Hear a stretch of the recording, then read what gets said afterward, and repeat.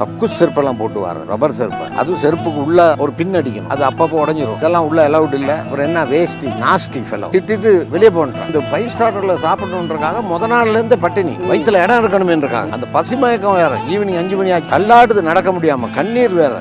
இவ்வளோ ஒரு கற்பனை உடஞ்சி போச்சு. என்ன 20 வருஷத்துக்கு பிறகு அதே ஹோட்டலுக்கு என் சொந்த கார்ல போயிட்டு இறங்குறேன். அம்பாசடர் ஒயிட் கலர்ல 12 பேர் நிக்கிறாங்க வாசல்ல. அப்படியே பாக்குறேன், அந்த மீசக்காரன் வேட்டிக்கு அவ்வளவு பெருமை வந்துருச்சு. இல்ல எனக்கு பெருமை வந்துருச்சு. அங்க வேஷ்டி அலவுட் இல்ல, அன்னைக்கும் வேஷ்டி அலவுட் இல்ல. ஆனா அவனுக்கு தவிர்க்க முடியல. ஏன்னா அப்படியே அவனை பாக்குறான், அந்த மீசக்காரன் நிக்கிறான். எனக்கு அந்த 20 வருடத்துக்கு முன்னால இதே உருவத்துல தானே ஒருத்தர் இருந்து என்ன கழுத்தை பிடிச்சி வெளியே தள்ளனா, ஒரு கண்ணீர். இதே படியில இருந்து தானே நான் போனேன். இப்ப வந்துருவானா அவன், என்னை பிடிப்பானா, அவனை வெளியேற்றுற அளவுக்கு எனக்கு இப்ப பவர் இருக்கு. அப்படியே இறங்கி உள்ள நடக்கிறேன். பாட்ஷா படத்துல நடக்கிறவா ரஜினி இவங்கெல்லாம் பின்னால வர்றானுங்க, நான் நடந்து போக வர்றான். அப்படியே போயிட்டு போர்ட் ரூம்ல எல்லாரும் உட்காந்துருக்காங்க. 5 நட்சத்திர ஹோட்டலில் 5 நட்சத்திர அந்தஸ்து 5 வருடத்துக்கு ஒரு முறை புதுப்பிக்கப்படணும். அன்று புதுப்பிக்கப்பட போகுது.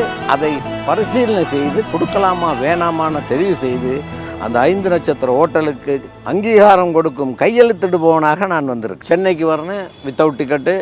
இன்னைக்கு எல்லா ஃப்ளைட்லேயும் நான் வித்தவுட் டிக்கெட்டு. அது வேறு, ஏன்னா அவ்வளோ ஃப்ளைட்டுக்கு நான் டிக்கெட்டு ஸ்டாக்கிஸ்டாக இருக்கிறதுனால என்னால் இலவசமாக போக முடியுது. ஆனால் அன்றைக்கி ட்ரெயினில் வித்தவுட் டிக்கெட்டு.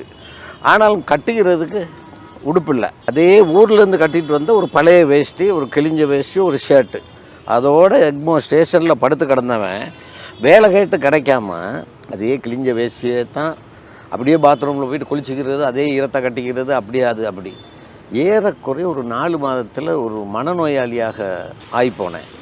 அடுத்த 2 மாதத்தில் ஒரு பைத்தியக்காரன் ஆகிட்டேன். ஒரு சந்தேக கேஸில் பிடிக்கிறதுக்காக போலீஸ்காரர்கள் பிடிச்ச கூட்டத்தில் நானும் ஒருத்தன். என்னையும் பிடிச்சோன்னா மறுநாள் ஜெயில் தான்ற நிலமை.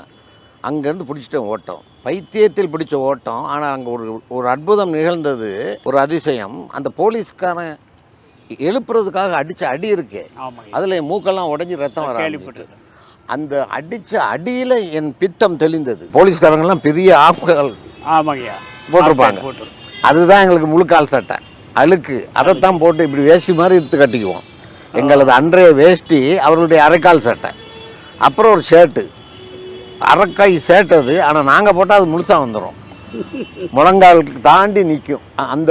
அந்த ஆடைகளோடு தான் நாங்கள் அலைந்து திரிந்த காலம்.